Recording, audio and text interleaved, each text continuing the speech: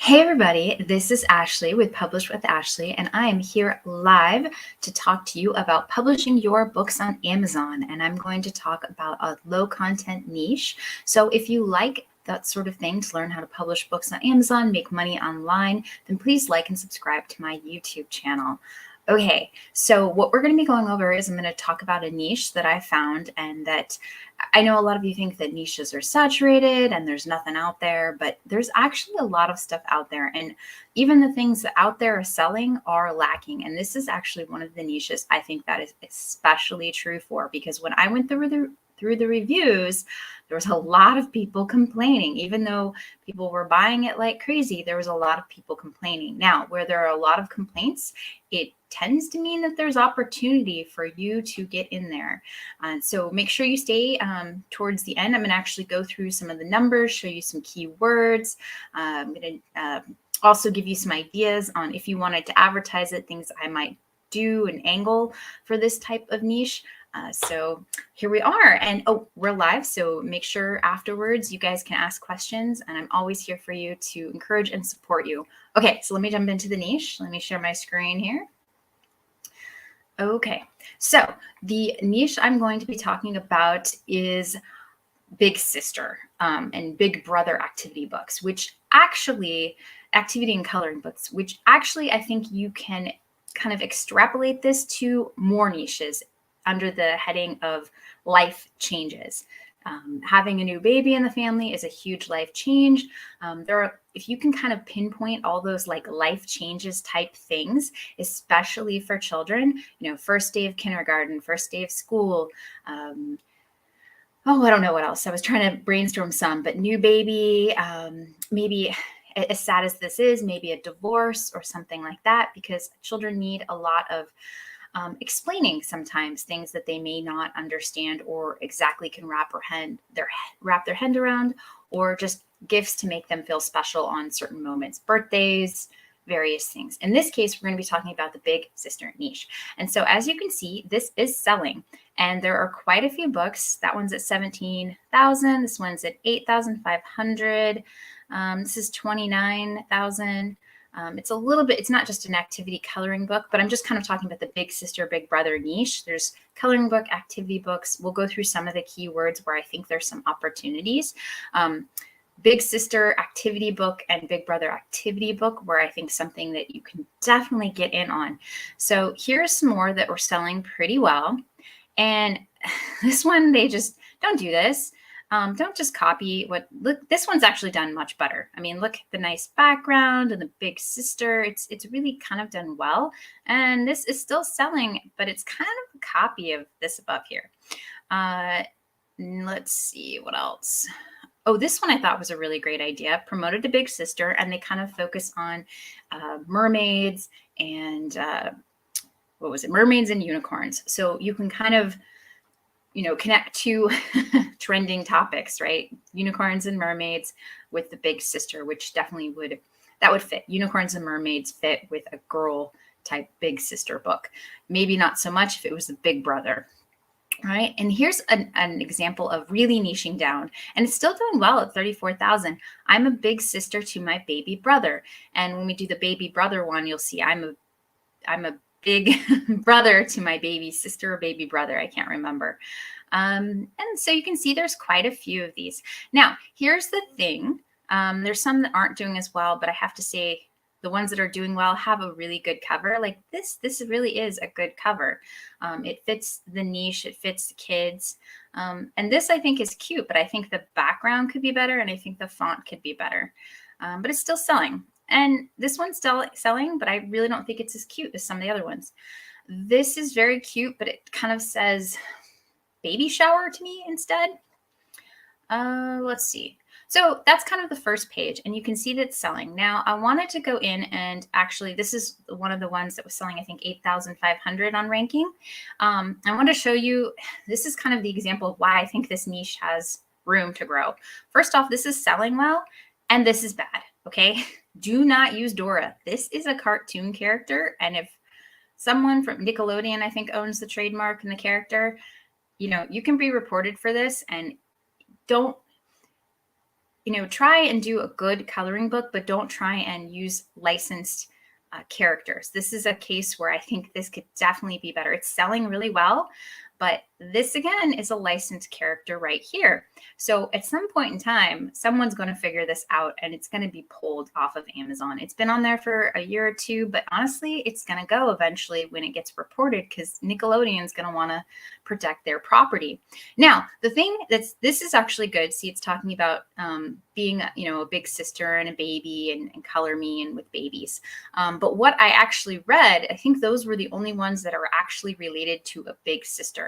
Because when you go in, let me close this and hopefully my internet will work while streaming. When you go through and kind of look, so I have two things I want to show you on this page, but I'm going to go down and talk about, let's roll down. Okay, here you go.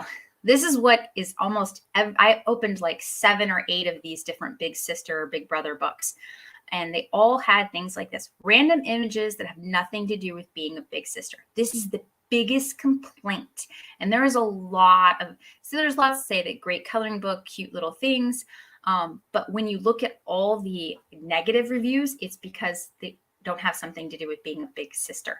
And I think there is definitely a gap in the market. Because like I said, I opened a lot of these coloring books, and this was the most common complaint, that it did not have anything to do with being a big sister. There was a few, obviously, we saw some of those, but not many of them. And I think that it's just random. See, it's random images stole from Dora the Explorer and Tangled and Precious Moments. Yeah, and a few words that have "I'm going to be a big sister." That's not what people are looking for. Okay. The other thing I would say, if you're into this kind of niche, actually read and go through the reviews, because they were a wealth of information. So here's a tip for like a keyword or advertising and stuff. Someone said they actually got this as a baby shower present for the big sister. So the little girl, there was a mom who had a baby shower and she had a little girl, and someone actually bought this coloring book for the little girl to make her feel special. So words you might not think make sense, like baby shower gift, this could actually be something that maybe people aren't targeting, but it's actually people are buying that for. So reading the reviews can give you, actually usually reading the negative reviews, but also the positive reviews can give you some ideas on keywords maybe you really hadn't thought of. Because I don't know, I would have targeted baby shower, even though it kind of makes sense now that I'm thinking about it. But I don't think that would have been my initial thought. Okay, so the other thing I wanted to show you is, see, when I went through a lot of these, this I am a big sister and I am a big sister, these are actually, one of them Scholastic and others kind of another children's author. And these are books, if I was advertising, I would advertise against these books, because in a lot of them, when you look, whatever the big sister or big brother book, it's bought frequently with these two books. And so that is an opportunity. If you see things like that, you can say, oh, if I'm going to advertise, maybe I should advertise against products like this. All right. Okay, so those were some things I wanted to show you. Let me go over to the big brother. It's the same kind of idea.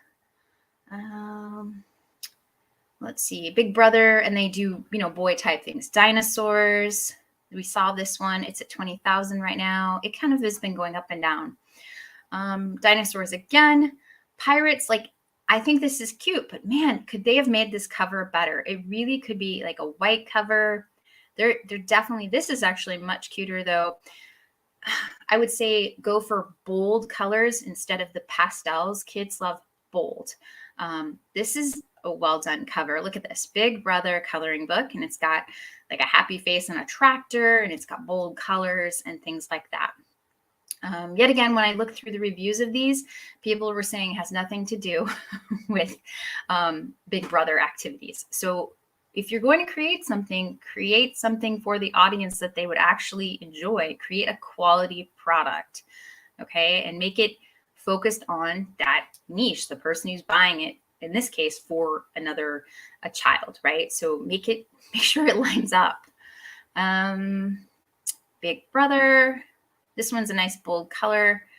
Though I think it's still, there could be room for improvement on the cover. It's cute though. Oh, let's see. So this one right here, yeah, see 1 star because it had nothing to do with actually big brothers. Oh, let's see. This one's cute, but yet again, look how plain the background looks compared to the ones that have just more color. And here's something you could do that I saw on both Kids Welcome Book for a New Baby, Fun for a Big Brother, Big Sister. So you can create a memory book. This is kind of on that. You can create a memory book that they could write down things that they want to tell their new sister or brother. And it could be in color. It could be only 40 pages long and in short, because if it's for a smaller child, they're not going to be able to write a lot or do things, but they could have activities or tell their new big brother something they want to do.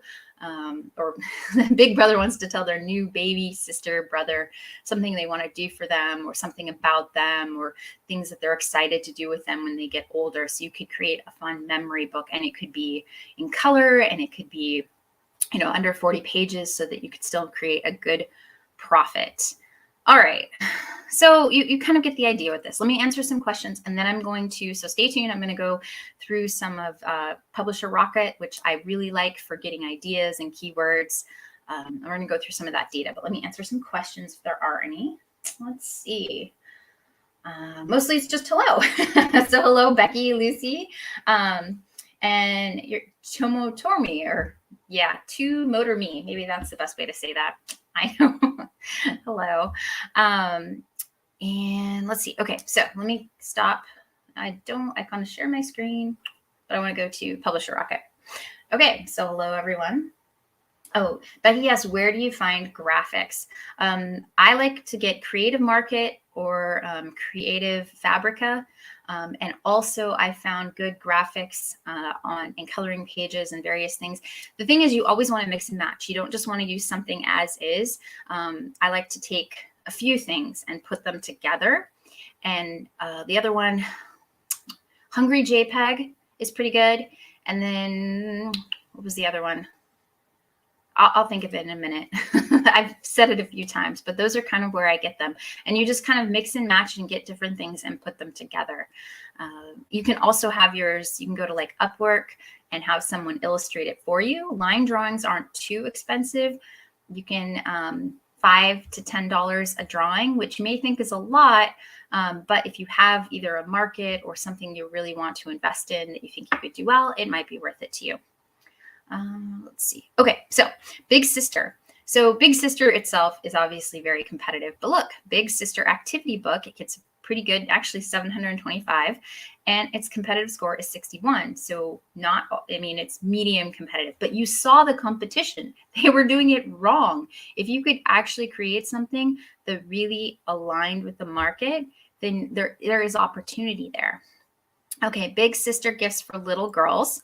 There's another one, right? You can target. It's in the gift niche, which is always a good thing to be in. Big Sister activity and coloring book. Okay, definite. It gets a decent amount of searches, and people want coloring and activities. Let's see. Big Sister adoption. So there might be something with adoption. Looks like it's got a low competition. It doesn't have a lot of searches, but if you're already creating a coloring book, you could maybe change it up a little bit and describe what adoption is.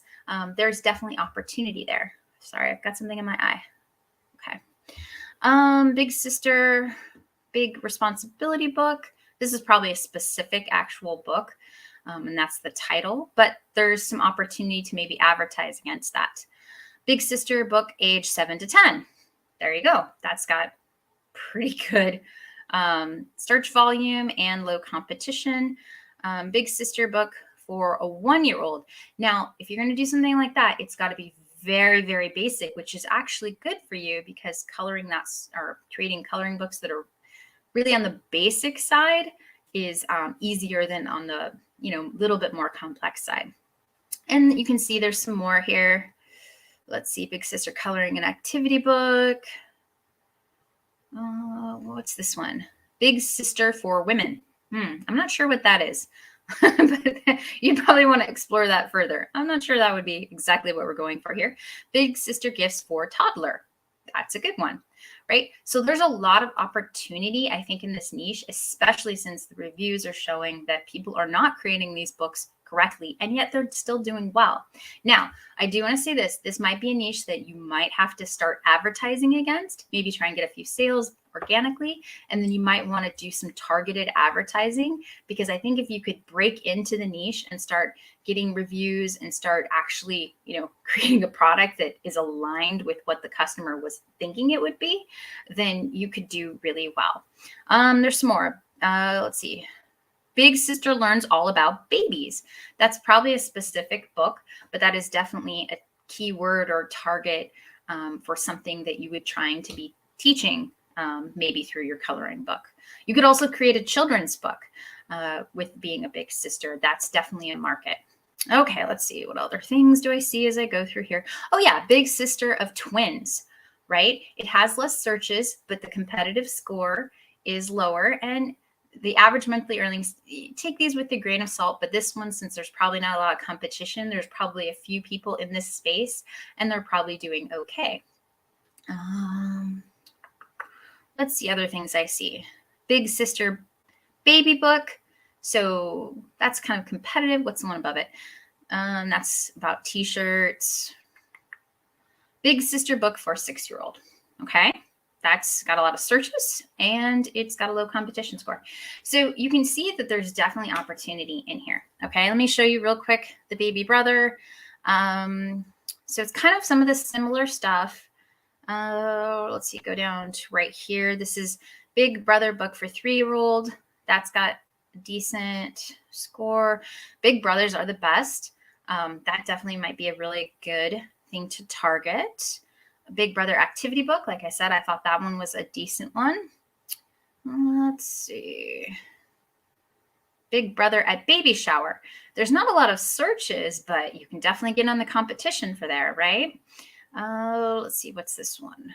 Big Brother books for 6-year-olds. So honestly, there looks like there is definitely a market for the girl and boy 6-year-olds, but not necessarily a very competitive score for that. Let's see. Dinosaur books. Let's see. Anything else that I see? Well, you kind of get the idea. I think most of the rest were about t-shirts. Once you scroll down, it starts talking about t-shirts. But other things like I said, life moments, first day of kindergarten. First day of kindergarten. It's got a decent competitive score, lots of searches. The average earnings aren't much, but I think it's because they really go to the children's books. So that's kind of more what you're looking to probably do. First day of kindergarten book. So there is opportunity in here too. First day of kindergarten gift, right? A coloring book would make a great gift. So there's some definite opportunities in there for this age group. You've just got to make sure what you create is in aligned with what the customer is expecting it to be. So create a good quality book. Okay, so let me shut off my screen share and I will talk to you all.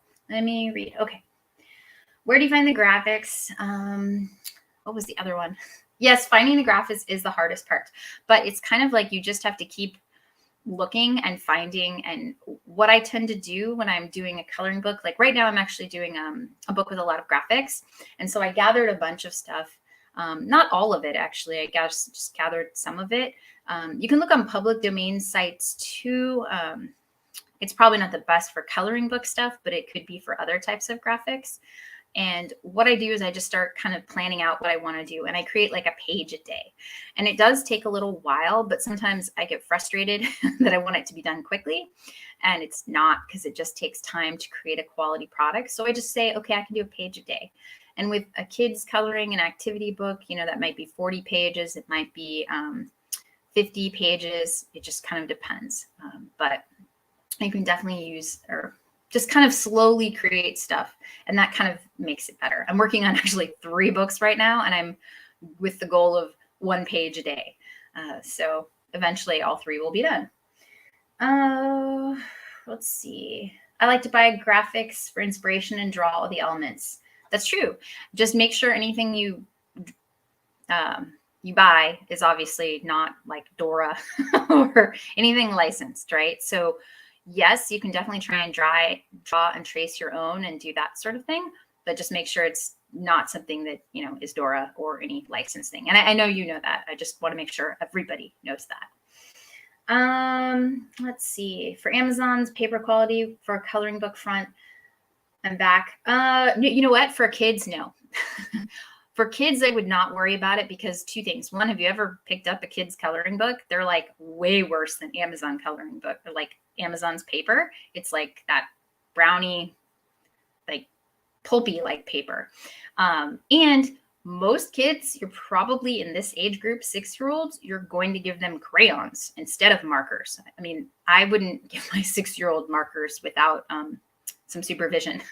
Now, it's true they might use markers like you're supervising them, but generally with the kids market, I do front and back.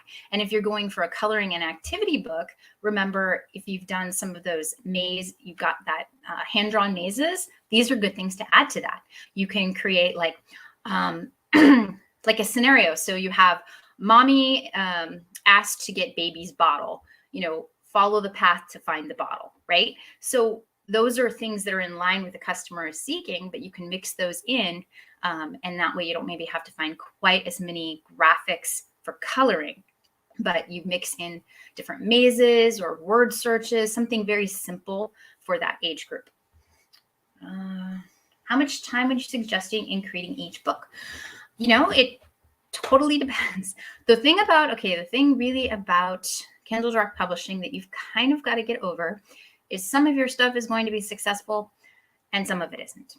Now, if you were going to spend more time on it and put the effort in, then it's going to show through and you are more likely to be successful. But I think that also means that if you're willing to put more time and effort into it, then you should consider your marketing plan. And that can be from free advertising, that could be just sharing on your social media, that could be Pinterest, that could be you actually putting some money to do Amazon ads. But you should consider, if you're going to put time, like a lot of time into it, then you should consider how you're going to market it. Because it's great to create products, but if you don't consider how you're going to market it, then you're kind of like tossing a coin and hoping things work out, which it's a way, and it just means that you have to create more books to get lucky, right? Luck and opportunity do meet, and the more times you put yourself out there, the more likely they are to meet. So how much time would I spend on them? I've spent 2 or 3 weeks on a book, and so I made 3 books, and each of them took me, because I made the structure, and that took me about 3 weeks to create the first one. And then the second one took me about a week and a half. And the third one took me about a week and a half because I kind of already had the structure set up. And one of them does really well. And the other 2, I make like $10, $20 a month. But the other one does really well. So, maybe think of making more than one product if you're going to do something like this. Make 3 different versions. Maybe focus one on twins, maybe focus one on just a big sister, one on a big brother, and then you can kind of change out the characters so that you have a kind of a structure that you're getting more out of your efforts than just creating one book. You're opening it for more success. But I would think, how are you going to advertise this if you're going to spend a lot of time on it?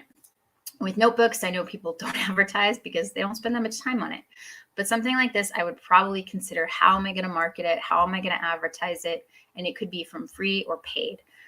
I would probably do Amazon advertising and try and go really cheap and focus on marketing to people who are already buying those scholastic books and children's books about being a big baby, being a big sister or a big brother, because I think that's probably the cheapest way to get yourself in. But, it just depends. Hopefully that was helpful. What platform is your favorite for marketing besides Amazon?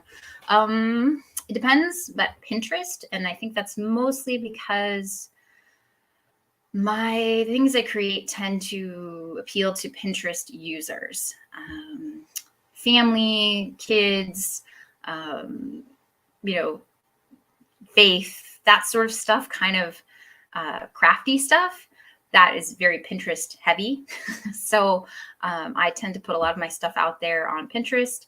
And is it amazingly successful? No, but I put it out there, and do the work up front. And I've you know, a few years later, I'm still getting people clicking on those pins and going to Amazon and hopefully purchasing. You can't really see.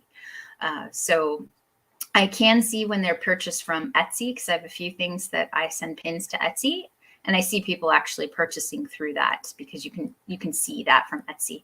But I'm assuming people are purchasing from Amazon too. If they're purchasing from Etsy, they possibly are purchasing from Amazon too. So let's see.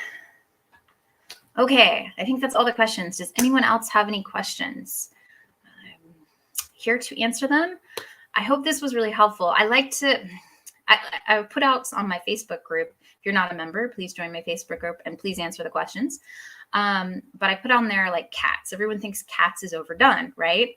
But I actually found a category in cats. It's really, really a tiny niche that, like, I kind of stumbled across it because I was looking for something else to do for something else, which doesn't make sense to you, but that's kind of how I think research goes sometimes. And I thought, hey, I'm in this niche already. Let me see if there's something for cats. And I found 3 books that are selling. There was only 3, like total 3, and all 3 are selling. And so I was like, well, heck, I can make a decent book in this niche.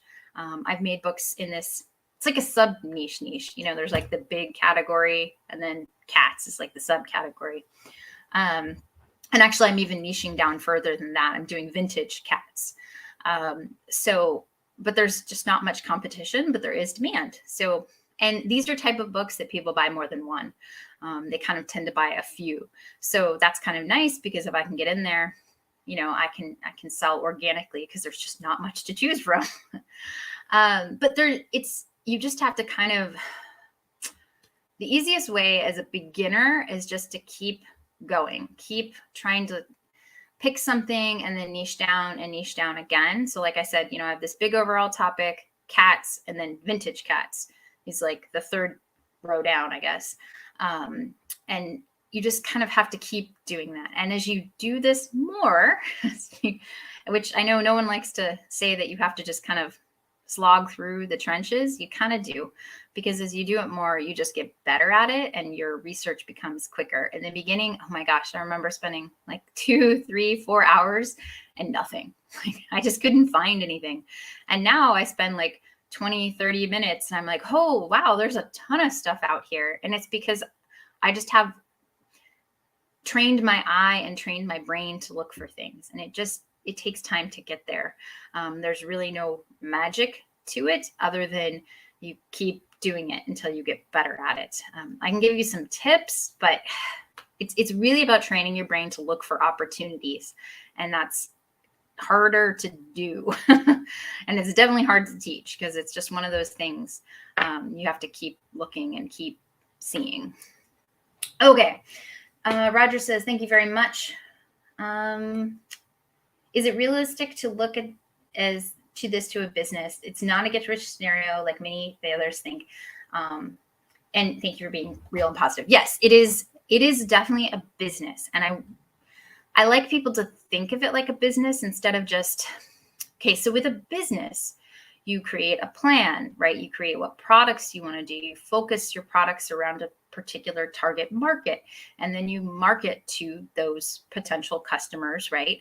So that they purchase things. And if you start thinking of your books like that, instead of just, let's throw it on Amazon and see if it sells, then, you know, who do you think is going to have more success? The person who really focuses, like I said, like if you're going to do this big sister or big brother niche, I think I could see 6 books that you can make fairly easily, in the sense that once you get a bunch of graphics, you can mix and match them and create different books. Like if you're doing an activity book, you know, you do a different maze. You may have some of the same graphics throughout all of them, but you do different mazes, different word searches, you know, things like that. And you make a whole like set of 6 books.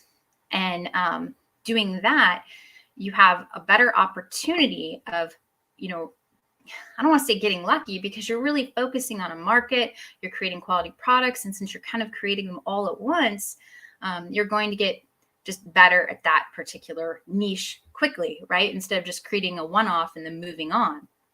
And then you have something to market together. You know, if they like your big sister coloring book, they might like your big sister children's book. You know, you can market things together. So that really helps, I think, when you think of this like a business instead of just like throw stuff on there and hope it works. Bailey says she started running ads for 2 weeks now and 2 children's books and had 3,000 impressions, but only 3 quick clicks. Is it a matter of bidding more or changing my covers and descriptions? It's kind of like, you're actually not too bad. 1,000 to 1 is kind of pretty good. It's in the sense of that's about what people look for, about 1,000 impressions, 1 click. If you're bidding higher, you might end up being like 100 to 1, but that's some pretty high bids, like 75 cents. I don't think you want to go there quite yet. So lower bids, yeah, 1,000 to 1 isn't too bad. I would keep it running. You could up your bid by 2 or 3 cents just to see if you get some more impressions so that you can see if you get some more clicks. But I wouldn't change anything until you get a little bit more data. The problem with ads that nobody likes is that you have to be really patient, and you have to just keep trying and keep checking and come back to it like a week, 2 weeks, a month later, and just keep trying things. You could try running different ads, like adding different keywords, doing a product ad, you could even stop the ad, though if it's only been running 2 weeks, I wouldn't stop it quite yet. I'd probably try changing my bid by 2 or 3 cents to see if I can get a little bit more data. You don't want to do anything drastic on your ads. As soon as you change anything big on your ads, it tends to offer too many possibilities of what you changed that worked or didn't work, right? If you change a bunch of keywords and the bid, then you don't really know when you get results, you don't know which actually did it. Was it the bid? Was it the keywords? Something you can do is also copy it and then up like the keywords or change out the keywords or something like that to see if and run dual ads. And I know people are like, oh, are we competing against ourselves? Yes and no. If you're in the lower end, not really, because you're just not going to be shown as much as the higher bidders. But that's okay because I don't know, I want to spend 75 cents and not make a return. So it's a little bit of patience. Okay. Oh, hey, Nuria, that from the Home Boss. I'm glad you made it to my live too. Anything else? Anyone else want to ask some questions? Lucy said, thanks so much. I always learn stuff. Yep, continue to apply. So one of the things, if anyone else wants to ask questions, and then I'll go here, but one of the things that I got asked in a Facebook group that I responded to was like, what is the hardest thing you've had to do in your low content business? And I said, keep going. It's consistency. You have to keep going. I am not by any means an overnight success. I've been doing this since 2015. Let's see, but I started in novels and moved to low content. I think it was 2000. Oh, I don't even know what I keep saying, but like 19, somewhere around there, probably around 18, 19, 2018, 19. And then that's kind of where I found my place as far as things I really enjoyed creating, things I did well with. But I'm by no means an overnight success. I do this in my free time when I have time. Like I said, I'm creating 3 books right now, but I'm literally creating a page a day. And one of them is going to be a 180-page book, so it might take me a really long time to finish that one. But I've been wanting to do this one for a year. So I decided, you know what? I'm going to stop waiting, and I'm just going to commit to 1 page a day. And guess what? I think I was at page 67 or was it 72 last night? I can't remember. So, progress compared to 0. Now it's going to take a while for me to get it done, but it's getting done. And I like that. So just keep going, keep learning, keep growing. And that's really the magic. You just have to learn things and apply those lessons. Okay. Becky says, how do we advertise our product on Pinterest? I only have 5 followers on Pinterest and I don't have to. So the great thing about Pinterest is you don't have to get traffic or you don't have to have followers. You do have to have traffic. So Pinterest is like any search engine. You do some search engine optimization on your title, your description, and make a pretty picture, right? So that's the key to Pinterest. You don't actually have to have followers. It is a search engine. So if you are, it's a pictorial search engine, so that's why making the pretty pictures is super important. But just as important are, you know, your description of the board you pin it to, the title of the pin, all of that. So really you've got to go for that SEO when you're creating pins on Pinterest, and that is going to show it to people outside of people who follow you because it's a search engine. So really that's what you have to do for Pinterest. As far as you can pay to advertise, but most people don't. Most people just keep pinning and trying to really do that SEO, the search engine optimization. I do have some videos on Pinterest if you want to look. I get a whole playlist on that. So go check that out. But you really don't need followers. That's the great thing. I started one from scratch. You do want a business Pinterest account. And I started one from scratch. So nothing, no followers, no pins, nothing. And in about a month and a half of consistently pinning, I had over 30,000 monthly views on my pins. And I started from zero, nothing, right? So with some consistent effort and good SEO tactics, you can reach your audience, okay? Thing about Pinterest, like almost anything, is consistency. That Pinterest business account, like I think is down to like 1,000 views a month because I haven't pinned anything in it in a long time. So, you know, I still get views, so that's nice. But obviously I would get more if I consistently pinned, but it's been crazy lately. So I haven't been pinning, at least in that business account. All right. Okay, I think that's it for today. It is 12:36, so I'm so happy to have you guys here live. Remember, I do a live every Wednesday, and I have some great things coming up. I have an interview with Chris Green that I don't know when I'm going to release. It might be this week or it might be Monday, but he has got a really amazing method of doing. So if you're into low content books, but yet you or maybe frustrated and you have these ideas and you're not sure what to do, but you're having a hard time marketing it.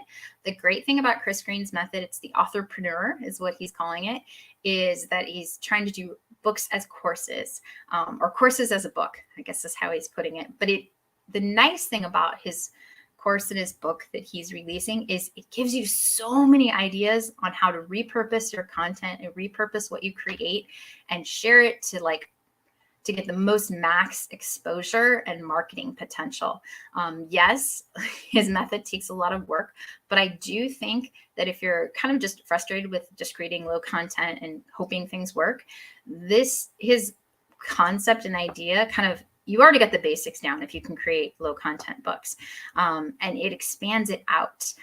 Becky, especially for you, this would be something, it would take some time to create, but honestly, I think this would be something for you to look at.